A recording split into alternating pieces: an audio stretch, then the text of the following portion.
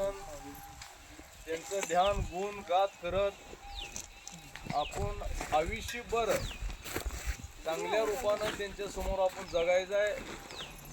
जसं मोकळं आलोय तसं आपण त्यांच्यासारखं मोकळं होऊन जाणार आहे. परंतु आपण आहे तिथं आपला कुडीमध्ये जन्म आहे, हे आपला जीव म्हणाय तोपर्यंत रात्र असो, ऊन असो, पाऊस असो, दुष्काळ असो, सुकळ असो, परंतु ही काय अशा गोष्टी असतात ती सोडून चालत नसते. काय माणूस संसारामध्ये म्हणतं मला जरा अडचण होती, परंतु ती अडचण दूर करून अशा ठिकाणी अशा वेळेला हजर राहणं आणि हजर राहिल्यानंतर त्यांच्या आत्म्याला सुख शांती ही भरपूर मिळते आणि त्यांचा आशीर्वाद आपल्याला मिळतो.